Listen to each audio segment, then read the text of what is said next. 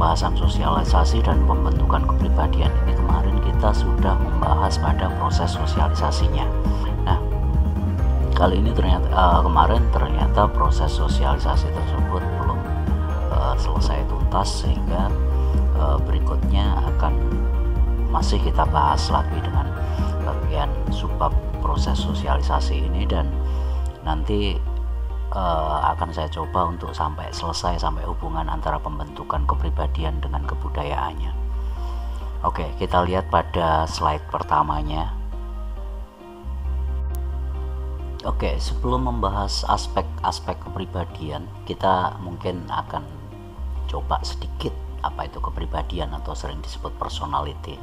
Nah, di sini kepribadian merupakan gambaran secara umum dari karakteristik seseorang atau sifat-sifat seseorang, dari perilaku seorang individu yang memang sangat khas. Setiap orang pasti berbeda-beda dan terlihat dari bagaimana kesehariannya, dan ini tidak bisa dilihat dalam beberapa menit saja, tapi kesehariannya dan wujud nyata dari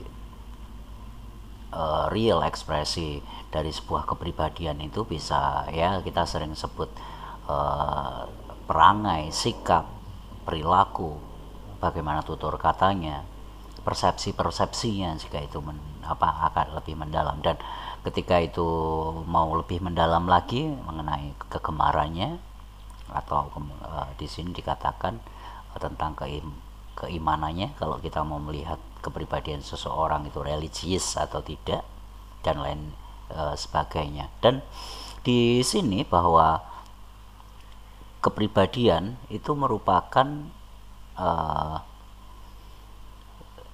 hasil dari berbagai bentuk perpaduan dari apa yang diperoleh dari leluhur sebelumnya atau generasi-generasi yang sebelumnya, dan juga ada beberapa.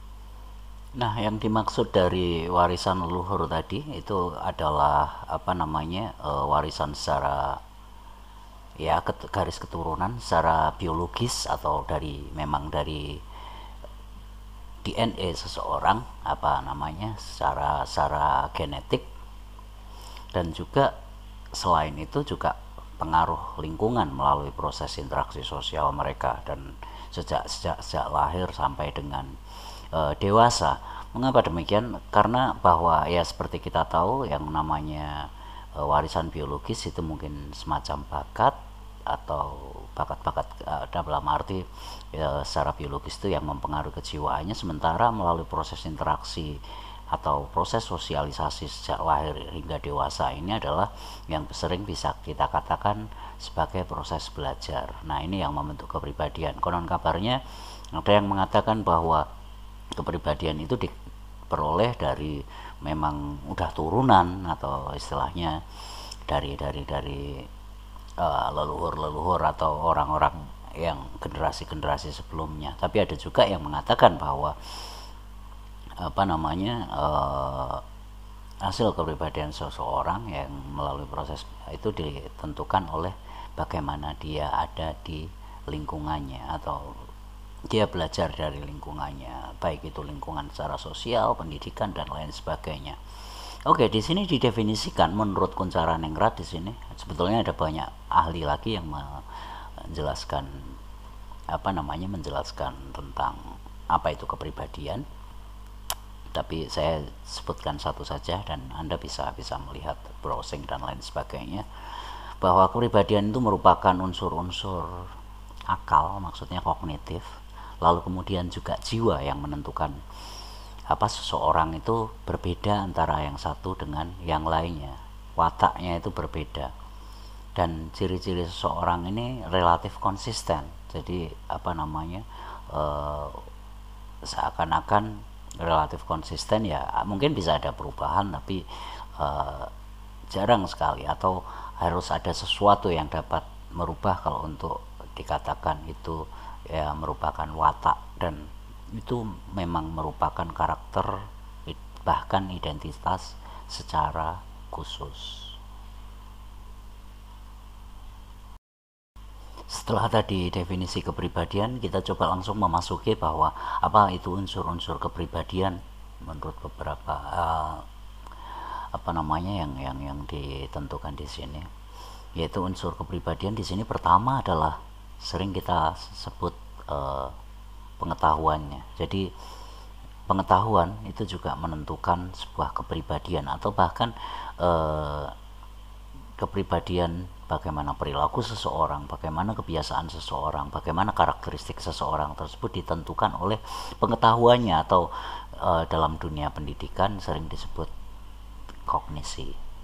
Nah, kognisi adalah berupa berbagai macam pengetahuan yang memang dipelajari, memang bisa dipelajari secara langsung dan juga secara dalam kehidupan sehari-hari, ataupun rata-rata di sini kognisi ini muncul dari informasi, nasihat, lalu kemudian dan juga pendidikan formal.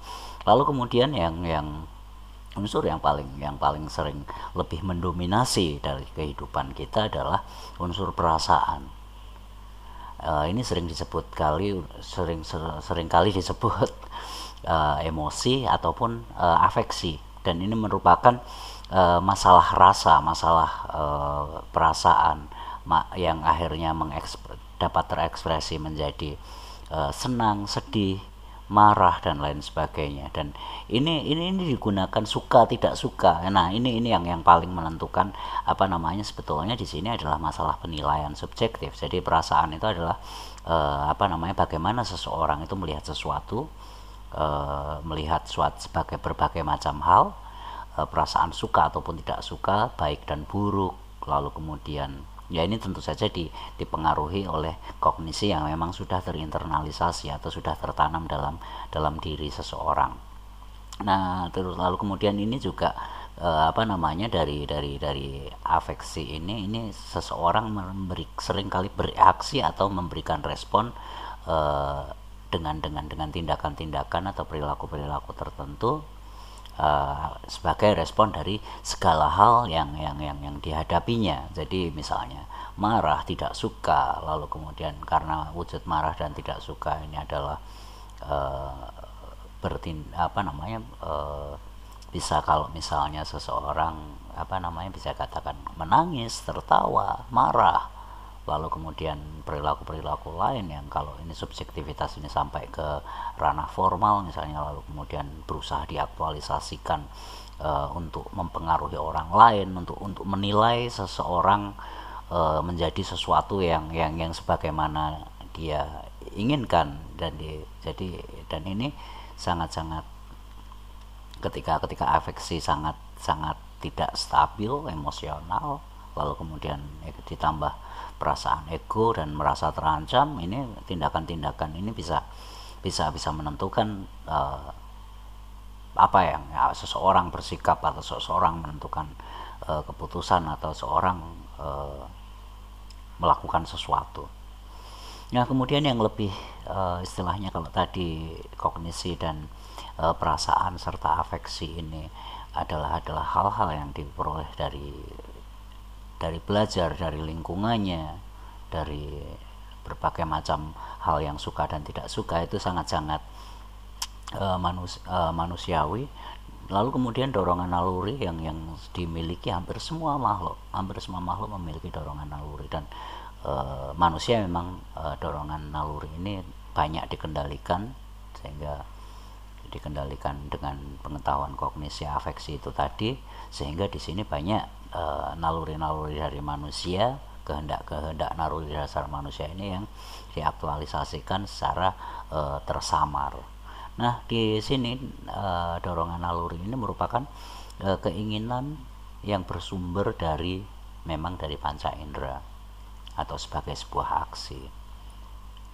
Dan naluri ketika seseorang merasa terancam, naluri untuk mempertahankan diri, naluri untuk menyerang sebagaimana makhluk-makhluk lain, mereka yang menyerang, mereka yang agresif, itu adalah mereka yang merasa terancam, atau mereka yang merasa sebetulnya tidak ada apa-apa, tapi dia merasa terancam, baik itu kekuasaan, jabatan, atau integritasnya, atau merasa memiliki delusi-delusi, halusinasi bahwa semua orang nanti akan memandangnya buruk dan lain sebagainya. Nah, di sini dorongan-dorongan reaksi naluri itu sebagai perwujudan dari memang keinginan manusia. Nah, dorongan naluri inilah yang kalau dalam istilah agama sering dikatakan sebagai hawa nafsu. Dan saya menyamakan yang namanya hawa nafsu ada hampir sama dengan, masih satu level dengan yang dinamakan motivasi. Nah, ketika motivasi itu hanya dipancing dengan hadiah dan hukuman, nah itulah kita sebetulnya melatih atau memperbesar hawa nafsu. Makanya tak jarang ada korupsi, lalu kemudian ketika kita melakukan sesuatu itu kita harus mendapatkan sesuatu, harus ada dimotivasi oleh hal-hal yang sifatnya naluriah dan sangat-sangat seperti hawa nafsu. Nah, seperti misalnya kalau Pavlov itu dengan menggunakan contoh percobaan eksperimennya orang-orang behavioralis dengan menggunakan anjing. Nah, anjing akan menurut jika ada tanda tertentu itu dia akan mendapatkan makanan, ketika dia akan merasa ketakutan dan menurut ketika dia diancam untuk dihukum. Tapi untungnya kita semua tidak bisa diperlakukan seperti itu karena kita bukanlah seperti objek eksperimennya Pavlov. Oke, adapun dorongan tersebut selain disebut hawa nafsu, kalau secara psikologis itu seringkali disebut drive atau dorongan, atau sering dibilang juga semacam kebutuhan dasar. Oke, di sini salah satunya dorongan untuk mempertahankan hidup. Nah, dorongan untuk mempertahankan hidup ini adalah seperti salah satunya mencari makan, memenuhi kebutuhan makanan, sandang pangan. Bahwa manusia itu digerakkan oleh ketakutan akan kekurangannya, ketakutan kurang. Dan hari ini naluri untuk mempertahankan hidup itu kalau dulu memang ancaman-ancaman fisik, hewan-hewan atau makhluk yang lain yang lebih besar, lalu kemudian bencana alam dan lain sebagainya. Tapi kali ini mungkin sudah lebih sistemik lagi, bahwa naluri mempertahankan hidup itu bukan lagi pada hanya makanan saja, tapi naluri mempertahankan hidup dan kenyamanan hidup hari ini seringkali digerakkan oleh uang. Dan makanya kenapa dorongan untuk mempertahankan hidup, dan banyak orang yang berorientasi pada tidak cuma materi bisa bermacam-macam, rezeki bisa bermacam-macam, tapi di sini banyak yang terlalu meyakini bahwa uang adalah segalanya, atau segalanya yang menentukan tindakan dorongan-dorongan itu adalah naluri mempertahankan hidup, sehingga money oriented kalau istilah baratnya. Lalu kemudian dorongan seksual. Nah, di sini dorongan seksual sebetulnya bukanlah merupakan di sini juga pengaruh dari kognisi dan afeksi tadi. Jadi dari pengetahuan yang kita itu membuat dalam mengaktualisasikan dorongan seksual itu juga hari ini semakin beraneka ragam. Anda mungkin juga sering dilihat di media massa, bahkan kemarin ada juga fenomena memenuhi dorongan seksual yang dipublikasikan oleh seorang artis. Dan sebetulnya pada dasarnya dorongan seksual ini bukanlah dorongan untuk hanya untuk prokreasi saja, tapi dorongan untuk reproduksi. Dan tujuan yang paling mulia adalah salah satu tugas kehidupan sebagai makhluk, dan tidak cuma manusia, itu adalah berusaha supaya kita sebagai manusia atau makhluk, sebagai sosok makhluk itu bisa menghindari kepunahan atau mempertahankan ya keturunan, dan ada yang bisa melanjutkan. Jadi tetap memelihara manusia supaya tidak punah. Hanya saja fungsi-fungsi reproduksi tersebut hari ini lebih banyak dijadikan fungsi-fungsi prokreasi, atau ya prokreasi hanya untuk bersenang-senang dengan berbagai cara dan gaya sebagaimana kebudayaan hari ini. Ya walaupun walaupun realitas apa yang kita omongkan seperti apa, tapi apa yang terjadi jika kita menanyakan pada diri sendiri, kita melihat kiri kanan kita, ya kita memang kognisi kita, afeksi kita secara moralitas, ya kita memang lebih banyak, seandainya kita mengakui, lebih banyak kita munafik dan tidak bisa menyatakan itu. Oke, kemudian dorongan, ya ini tadi mempertahankan hidup, dorongan mencari makan, sebetulnya hal yang sama, mempertahankan hidup tadi dikatakan ketika sebuah reaksi atau sebuah agresi karena merasa terancam karena panca indera. Lalu kemudian berinteraksi atau tadi bersosialisasi, itu merupakan salah satu dorongan juga, untuk dorongan kita untuk bergaul terhadap sesama manusia. Ya tentu saja yang kita yang kita dasari dari tadi, afeksi tadi, yang menurut kita baik dan buruk, yang kita sukai atau tidak, yang menyenangkan atau tidak. Nah itu yang menyenangkan belum tentu baik, dan yang tidak menyenangkan belum tentu buruk. Enak dan tidak enak itu adalah salah satu dorongan untuk bagaimana seseorang bergaul dan berinteraksi dengan sesama manusia. Nah ketika wacana tidak sesuai, ya wajar saja ketika seseorang itu berkelompok, lalu kemudian lebih memiliki kedekatan dengan orang-orang yang sesuai, dengan orang-orang yang memiliki wacana dan pemikiran yang sama. Kemudian ini disebut imitasi, dorongan untuk meniru tingkah laku sesamanya.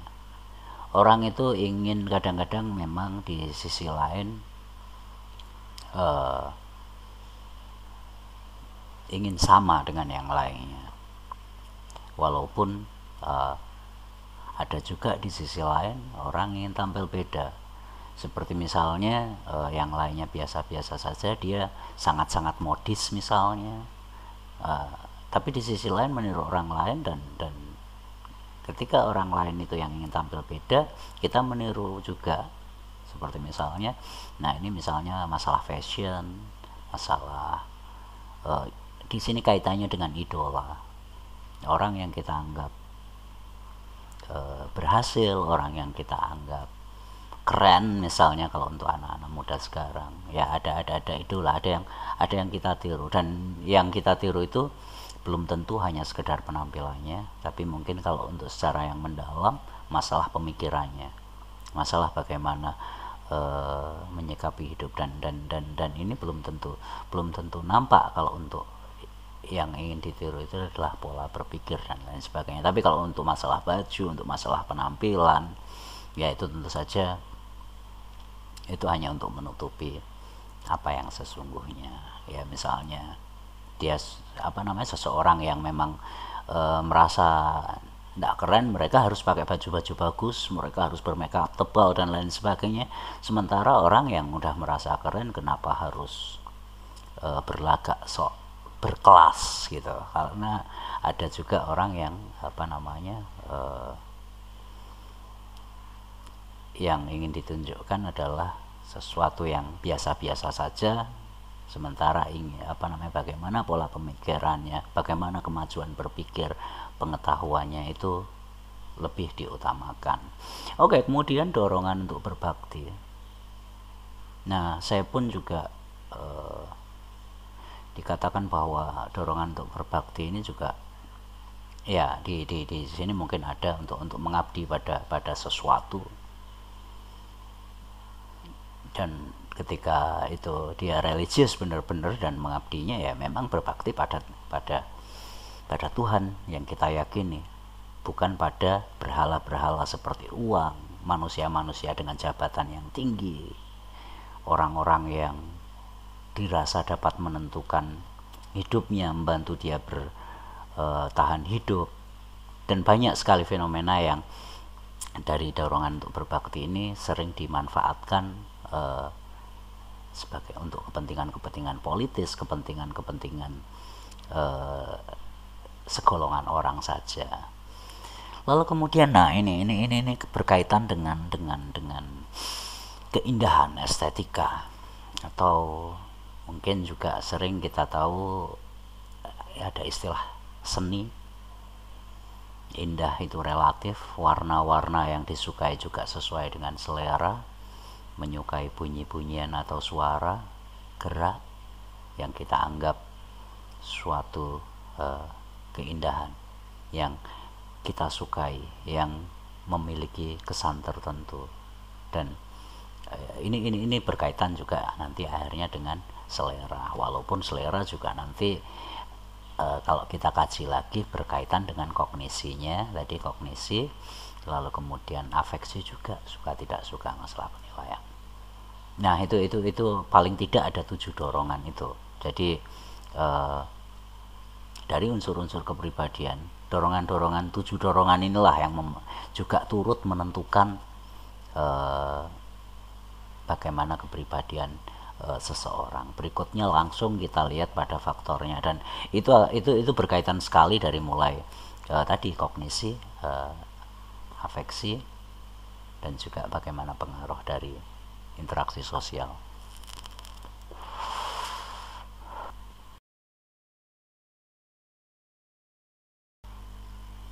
Nah sekarang semoga ini merupakan slide terakhir karena ini nampaknya sudah hampir pagi. Oke, saya lanjutkan saja bahwa di sini faktor-faktor kepribadian bisa kita lihat sebagai secara luas adalah warisan biologis, dalam arti karakteristik itu dari generasi-generasi sebelumnya, orang tua, kakek, nenek, dan lain sebagainya, yang berkaitan dengan bakat dan lain sebagainya. Di sini kepribadian atau watak seseorang mirip-mirip dengan dengan orang tuanya, misalnya bahwa konon kabarnya ada peribahasa bahwa buah tidak pernah jatuh jauh dari pohonnya. Kemudian mungkin lingkungan fisiknya, bagaimana karakteristik. Nah ini geografis sekali, geografi determinis sekali. Bagaimana ini kita seringkali ada sebutan-sebutan, ya stereotip sih, bisa tepat bisa tidak, tapi kadang-kadang digunakan untuk menilai seseorang. Misalnya lingkungan fisik, orang kota, orang desa, orang gunung, orang pantai, dan lain sebagainya. Dan itu lingkungan fisik itu kadang memang mempengaruhi karakteristik atau kepribadian seseorang. Misalnya dia menjadi seseorang yang di lingkungan fisiknya cukup keras, cukup berat untuk menjalani hidupnya, tentu saja dia akan memiliki daya juang yang cukup relatif lebih tinggi. Dan sementara di kepribadian seseorang yang tumbuh di dunia yang sudah cukup nyaman dan lain sebagainya, mungkin daya juangnya juga akan kurang. Misalnya seperti itu salah satu contoh saja. Nah nanti ini yang unik ya, bisa kita lihat di sini kebudayaan khusus, atau saya lebih suka menyebutnya subculture atau subkultur, atau bagian dari budaya tertentu. Nah ini misalnya ini mungkin hal-hal yang tidak orang-orang juga kadang-kadang sering menjauhinya, kurang paham dan lain sebagainya. Subkultur ini misalnya ya semacam budaya atau sekelompok gelandangan, sekelompok waria, atau komunitas-komunitas, atau ya masyarakat yang memang khusus di antara mereka untuk bertahan di sebagai salah satu anggota masyarakat, tapi mereka justru seringkali kita anggap di luar struktur masyarakat yang sering didefinisikan oleh orang awam sebagai orang yang menyimpang di sini, misalnya komunitas LGBT, waria dan lain sebagainya. Nah di sini juga itu juga turut membentuk faktor-faktor kepribadiannya, bagaimana seseorang itu di kebudayaan-kebudayaan tertentu seperti itu mungkin juga pastinya akan sangat-sangat mempengaruhi kebebasan, mempengaruhi kepribadian. Jadi seseorang itu akan bebas atau akan terkekang, akan fundamentalis, atau pikirannya tertutup, terbuka, atau tidak bisa melihat kebenaran budaya lain, dan menganggap sesuatu yang di luar dirinya adalah salah dan lain sebagainya, atau kurang baik dan lain sebagainya. Dan yang terakhir adalah pengalaman kolektif. Ini ada beberapa sebetulnya pengalaman kolektif ini, baik itu pengalaman bersama kelompoknya, pengalaman pribadi, terus kemudian pengalaman dalam arti yang dimunculkan oleh perenungannya.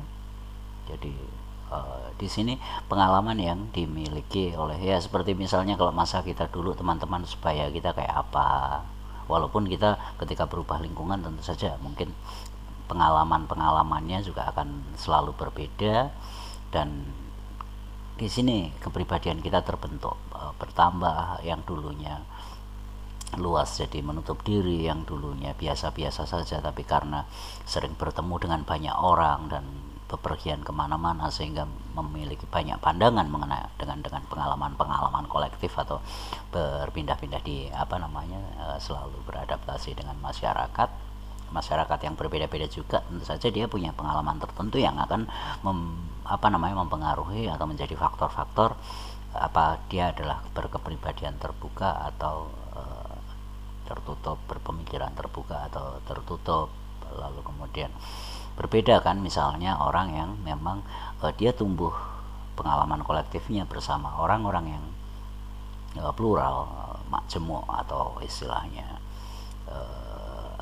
plural, beraneka ragam, dengan orang yang terbiasa tinggal hanya dengan orang yang dengan jenis pemikiran yang homogen saja. Jadi seakan-akan dia mungkin kurang, seseorang itu kurang merasakan atau kurang memiliki empati. Semakin luas bergaul, semakin banyak yang kita mengerti dengan kondisi yang variatif. Tentu saja pengalaman kita akan membentuk kepribadian sebagai orang yang terbuka, orang yang toleran. Sementara ketika homogen ya taunya itu.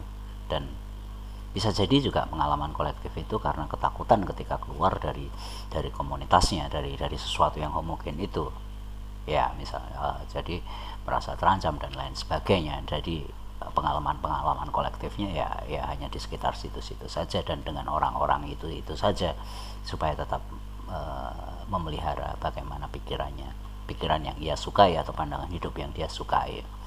Nah di sini kita dapat menyimpulkan, dan itu semua tadi kepribadian itu akan muncul dalam perilaku individu, dan ini semua ditentukan oleh proses sosialisasi sebelumnya yang secara historis, secara panjang dari kecil hingga dewasa, dari masa lalu hingga saat ini, dalam rangka ditentukan proses sosialisasi masyarakat di lingkungannya. Lalu kemudian serta kebudayaan yang sudah pernah terinternalisasi dalam dirinya. Jadi semakin beragam seseorang itu mengenal berbagai macam budaya, tentu saja perilakunya akan juga berbeda. Dan kadang kalau memang tidak terbiasa lihat orang yang variatif, akhirnya skala nilai itu dipaksakan sebagaimana yang benar adalah sebagaimana yang dia anut, yang dia pakai, dan dia cukup tertutup dengan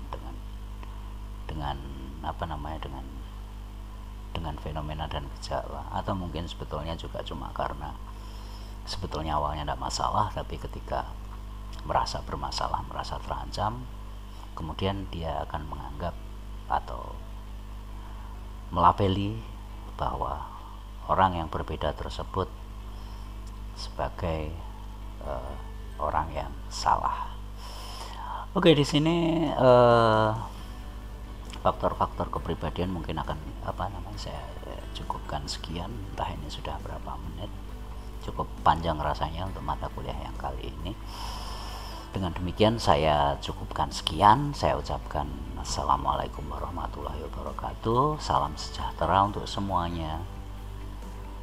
Adil Katalino Kacuramin Kasaruga Basengat Kajubata. Salam dan sehat selalu. Oke, terima kasih.